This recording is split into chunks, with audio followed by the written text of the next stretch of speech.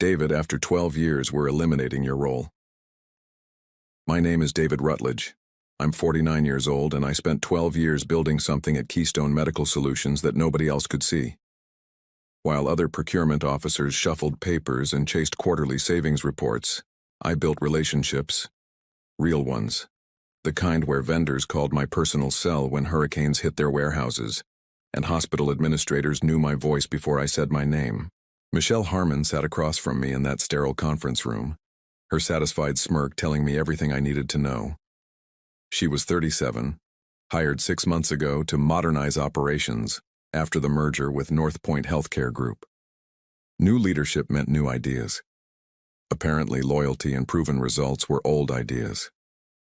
We've appreciated your service, but the company's moving in a new direction, she continued, sliding a manila folder across the table. Clean out your desk by Thursday. I smiled and nodded. I get it. The HR representative, a nervous woman named Janet, shifted uncomfortably as she explained severance packages and benefits. Michelle checked her phone twice during the meeting. When they asked if I had questions, I shook my head. Thanks for the opportunity, I said, standing up. 12 years was a good run. Michelle's smirk widened. She thought I was taking it well. Broken, defeated, ready to shuffle out quietly like the other veterans she had already pushed aside. What she didn't know was that during the pandemic supply shortages 3 years ago, when hospitals were desperate and vendors were overwhelmed, I had quietly restructured our most critical contracts, not under Keystone Medical Solutions, under David Rutledge Procurement Services, a consulting firm I had registered during the chaos. It was perfectly legal. The hospitals needed supplies. The vendors needed reliable partners. I delivered both. Those relationships weren't built on corporate letterhead. They were built on trust, on late-night phone calls when shipments went missing, on finding alternative suppliers when the usual ones failed, on remembering that the procurement manager at St. Mary's Hospital had a diabetic daughter, and making sure insulin was never back-ordered. I walked back to my desk and started packing. 12 years of industry awards went into a cardboard box. Photos of my late wife, Catherine, went carefully into my briefcase. The Rolodex stayed right where it was. Let them figure out what those phone numbers meant. My cell phone buzzed. A text from Tony Valdez at Harrison Medical Supply. Heard rumors about changes at Keystone. Everything okay? I typed back. All good. Might have some interesting news soon. Michelle walked past my cubicle, probably checking to make sure I wasn't stealing office supplies. She had no idea what she had just set in motion. I started at Keystone right after Catherine died. Needed something to focus on besides the empty house and the medical bills. Procurement wasn't glamorous, but it made sense. Find what people need. Get it to them reliably. Build systems that work. The first few years were about learning the business. Medical supplies weren't like office equipment or construction materials. When a hospital ran out of surgical sutures, people died. When ventilator parts were back-ordered, families suffered. I took that seriously. My first major success came during a shortage of cardiac stents in 2018. Our usual supplier had manufacturing issues, and 3 of our hospital partners were facing surgery delays. I spent a weekend calling every contact I could find, finally locating surplus inventory at a distributor in Phoenix. I drove there myself, loaded my pickup truck, and delivered them directly to the hospitals. That's when I realized something important. The vendors didn't care about Keystone Medical Solutions. They cared about the person who solved their problems and paid their invoices on time. Me. Over the years, I cultivated those relationships deliberately. Christmas cards to their families, remembering their kids' names, flying to trade shows not to collect brochures but to have dinner with people I trusted. When COVID hit and supply chains collapsed, those relationships saved us.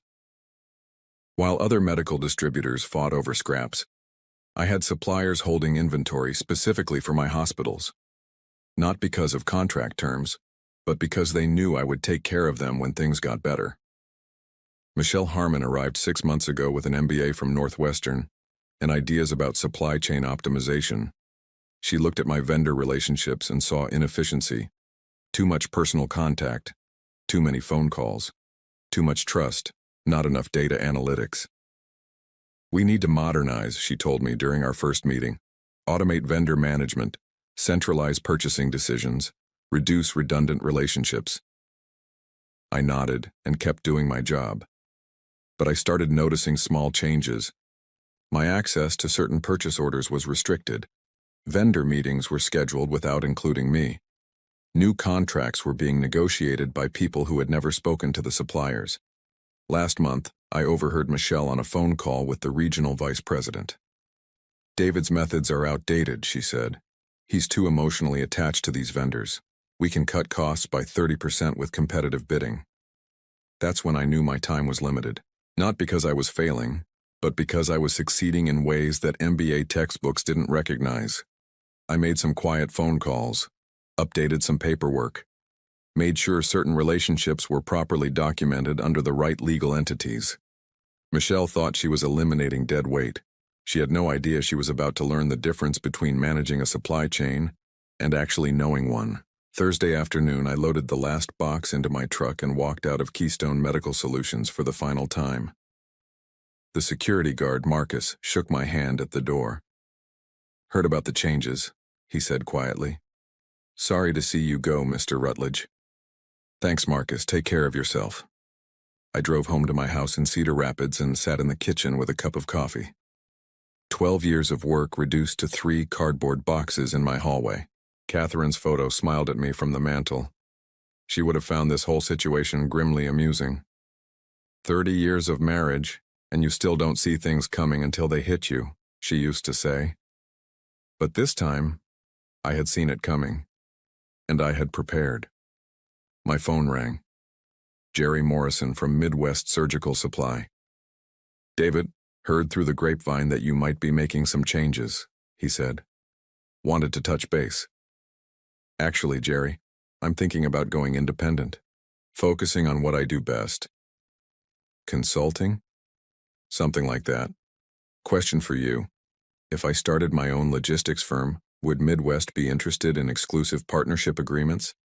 Better terms than what you have with the big distributors?" Jerry was quiet for a moment. "David, you know damn well that 90% of our business comes through relationships you built. If you're asking whether we'd rather work with you directly or deal with whatever corporate robot they put in your place, that's not even a question."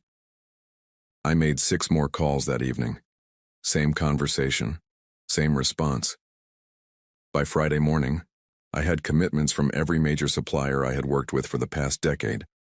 Not just to do business with my new company, but to terminate their existing contracts with Keystone Medical Solutions.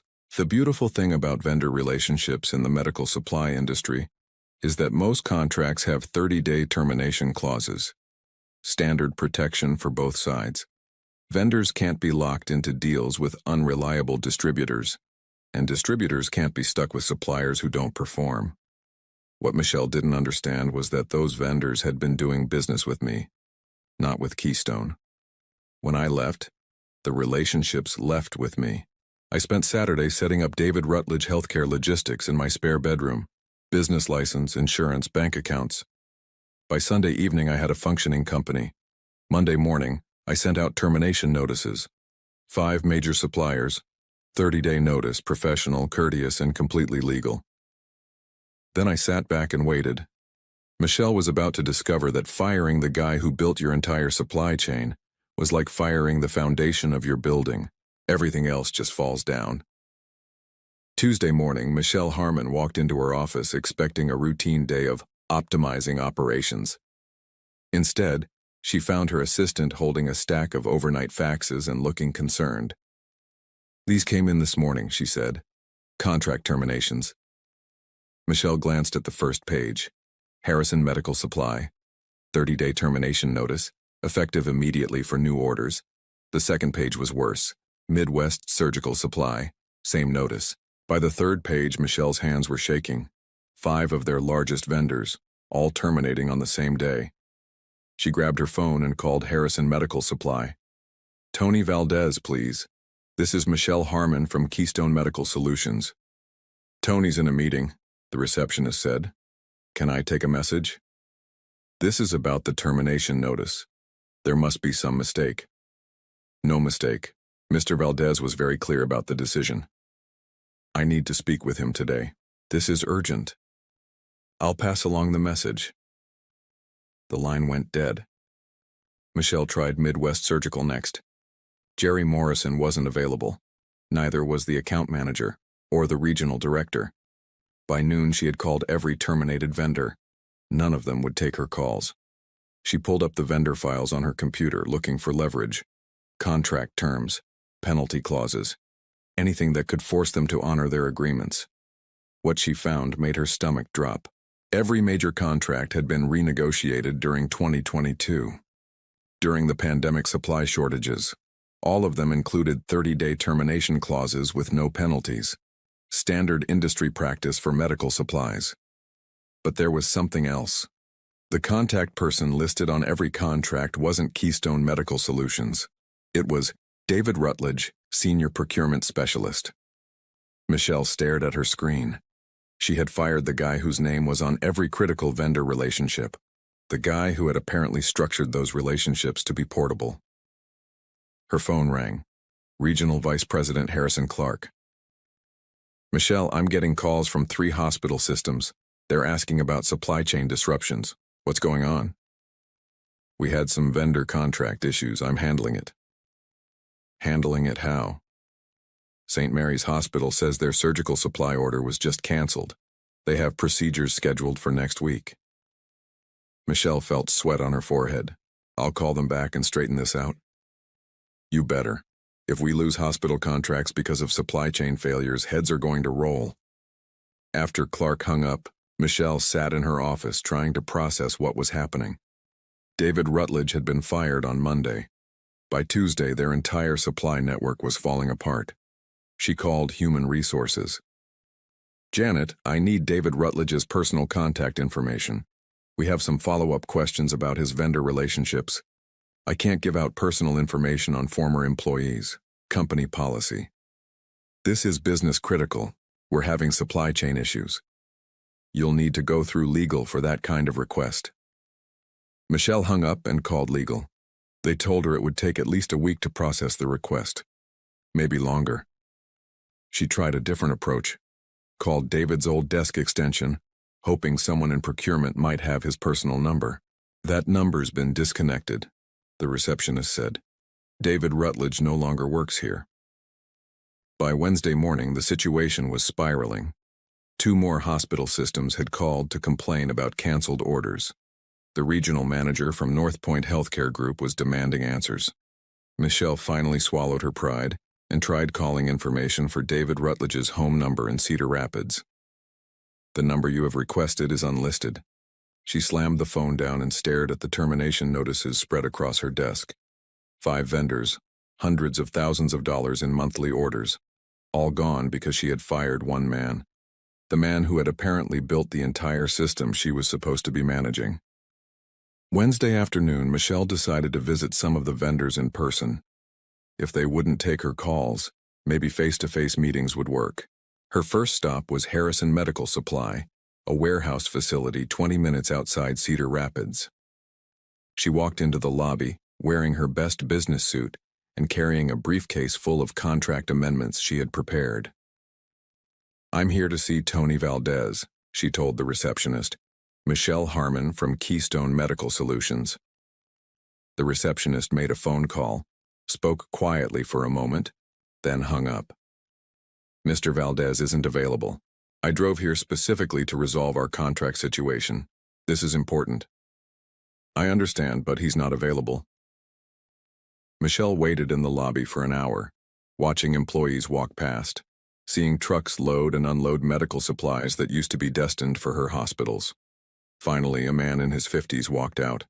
Stocky build, work boots, clipboard in hand. You Michelle Harmon? Yes. Are you Tony Valdez? I am. Walk with me. He led her outside to the loading dock where workers were moving boxes of surgical instruments. Let me save us both some time, Tony said. We're not resuming business with Keystone Medical Solutions. That decision is final. Can you tell me why? We've had a good relationship for years. Tony stopped walking and looked at her directly. Lady, we never had a relationship with Keystone Medical Solutions. We had a relationship with David Rutledge. When you fired David, you fired our business partnership. But the contracts were written to protect both sides. David made sure of that during the pandemic when everyone was scrambling. He told us that if anything ever happened to him, we wouldn't be stuck dealing with people who didn't understand the business. Michelle felt a chill. What do you mean, if anything happened to him? David's been in this industry for 20 years. He's seen companies get bought and sold, seen good people get pushed out by corporate types who think spreadsheets are more important than relationships. He protected us from that. We can offer better terms, more volume, competitive pricing. Tony shook his head. You don't get it. This isn't about money. It's about trust. David spent 12 years proving he was reliable. When hospitals needed supplies during COVID, he drove them himself. When our warehouse flooded in 2021, he helped us find temporary storage. When my son needed surgery last year, David made sure we had priority access to the cardiac supplies. Michelle listened, beginning to understand the scope of what she had lost. You fired the guy who built our entire business relationship, Tony continued. Now you want us to trust you instead? Lady, we don't even know you. Where is David now? Tony smiled for the first time during their conversation. Starting his own company, David Rutledge Healthcare Logistics, were his first client. Michelle drove back to the office in stunned silence. She had thought David was just another employee, a procurement specialist who ordered supplies and managed vendor paperwork. What she had actually fired was the human foundation of their entire business model. By Thursday morning, she had a clearer picture of the disaster. Every vendor who had terminated their contracts was now working exclusively with David's new company. Every hospital system that depended on those supplies was asking pointed questions about Keystone's ability to fulfill their orders. The regional vice president called an emergency meeting for Friday. Michelle spent Thursday night updating her resume. Friday morning, Michelle sat in the conference room with Regional Vice President Harrison Clark and 3 other executives from North Point Healthcare Group. The mood was grim. Explain to me how we lost 5 major vendors in 1 week, Clark said, his voice tight with controlled anger. Michelle had prepared for this moment. She opened her folder and laid out the vendor termination notices. It appears that our former employee, David Rutledge, structured these contracts in a way that made them portable. When we terminated his employment, the vendors chose to follow him to his new company. His new company. David Rutledge Healthcare Logistics. He registered it the day after we fired him. Clark studied the termination notices. These are all perfectly legal. 30-day notice periods, no penalty clauses, standard industry practice. Yes. And you fired the guy who negotiated all of these contracts? Michelle felt the room getting smaller. We were restructuring the procurement department. His position was eliminated as part of cost-cutting measures. Cost-cutting measures. Clark set down the papers and looked directly at her. Michelle, do you understand what you've done? Before she could answer, her assistant knocked on the conference room door. Sorry to interrupt. Mr. Clark, you have an urgent call from St. Mary's Hospital. Clark took the call in the conference room. Michelle and the other executives listened to one side of the conversation. I understand. Yes, we're aware of the supply chain issues. No, we don't have an alternative supplier lined up yet. How long can you wait? When he hung up, Clark's expression was dangerous. St. Mary's is our largest hospital contract, 60% of our regional revenue. They have surgical procedures scheduled for next week that require supplies from Harrison Medical, supplies we can no longer provide. We can find alternative vendors. In how long? With what kind of pricing? And what guarantee that they'll be reliable? Michelle had no good answers. Clark continued, I called the other hospital systems this morning. They're all asking the same questions. How did we lose our entire supply chain overnight? What's our contingency plan? Why should they trust us with their medical supply needs if we can't maintain vendor relationships? The silence in the room was heavy. There's more, Michelle's assistant said from the doorway. David Rutledge called. He's offering to meet with us. Clark looked up sharply. He wants to meet. When? This afternoon, if possible. He said he has a proposal that might help resolve the supply chain disruptions. Michelle felt a mix of relief and dread. Relief that maybe they could salvage the situation. Dread that David was now in a position to dictate terms. "Set up the meeting," Clark said. 2:00. After the executives left, Michelle sat alone in the conference room. Her cost-cutting measure had turned into a company-threatening crisis in less than a week. The man she had fired with such satisfaction was now the only person who could save their business. Her phone buzzed with a text message from an unknown number. "Michelle, this is David. Looking forward to our meeting this afternoon. Come prepared to discuss partnership terms. The vendors are willing to resume service to Keystone's hospital clients, but only through my company as the primary distributor. We'll need to work out the details." Michelle stared at the message. David wasn't offering to come back as an employee. He was offering to become their supplier. The man she had eliminated to cut costs was about to become their most expensive vendor. At exactly 2 p.m., David Rutledge walked into the Keystone Medical Solutions conference room wearing a navy blue suit and carrying a leather briefcase. He looked calm, professional, and completely in control. Michelle sat across from him, flanked by Harrison Clark and the legal team, the same conference room where she had fired him exactly 1 week earlier. "David," Clark said, "thank you for coming. We understand you might be able to help us resolve these vendor relationship issues." David opened his briefcase and pulled out a folder. "I can do more than help. I can solve the problem completely. My vendors are willing to resume supplying all of Keystone's hospital clients immediately." Michelle felt a surge of hope. "However," David continued, "they'll only do business through David Rutledge Healthcare Logistics. I'll serve as the primary distributor.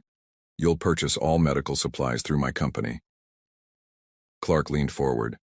"What kind of terms are we talking about?" David slid a contract across the table. "Standard distributor markup is 15%. Given the urgency of the situation and the specialized relationships involved, my markup will be 25%. Michelle's heart sank. 25% markup on hundreds of thousands of dollars in monthly orders meant David would be making more as their vendor than he ever had as their employee. "That seems excessive," she said. David looked at her with the same calm smile he had given her when she fired him. "Michelle, a week ago I was a cost to be eliminated. Today I'm the only solution to your supply chain crisis. The market determines value." Clark studied the contract. "These terms are actually reasonable for exclusive distributor relationships. How quickly can you restore service?" "Vendor relationships will be reactivated within 24 hours. Hospital deliveries resume Monday morning. All existing quality standards maintained." "And the legal structure protects both companies?" "Completely. My vendors trust me. Your hospitals get their supplies. Everyone wins." Clark signed the contract without further discussion. David shook hands with everyone in the room. When he reached Michelle, he held her gaze for a moment. "Thanks for the opportunity," he said. "Sometimes the best business decisions look like mistakes at first." 6 months later, David Rutledge Healthcare Logistics had grown from a spare bedroom operation to a regional medical supply powerhouse. The vendor relationships he had cultivated over 12 years became the foundation for contracts with hospital systems across 3 states. Michelle Harmon lasted another 2 months at Keystone Medical Solutions before accepting a position with a software company in Chicago. The supply chain crisis had been resolved, but her reputation as a manager was irreparably damaged. David kept the business simple. No corporate headquarters, no layers of management, just reliable people delivering essential supplies to places where they mattered most. He hired 3 employees, 2 logistics coordinators, and 1 administrative assistant. All of them came from his old contacts in the industry. People who understood that medical supply chains weren't about optimizing spreadsheets, but about making sure a cardiac surgeon never had to cancel a procedure because the right stent wasn't available. On a Thursday evening in November, David sat in his home office reviewing the week's delivery reports. Every hospital order fulfilled on time. Every vendor payment processed promptly. No emergencies, no crises. No angry phone calls from administrators whose patients were waiting for supplies. His phone rang. Tony Valdez from Harrison Medical Supply. "David, got a minute?" We're thinking about expanding into the Kansas City market. Interested in growing the partnership? Always interested in good business, Tony. Send me the proposal. After he hung up, David looked at Catherine's photo on his desk. She would have been proud. Not because he had gotten revenge on the people who fired him, but because he had built something better from what they threw away. Sometimes the best response to being undervalued is proving your worth on your own terms.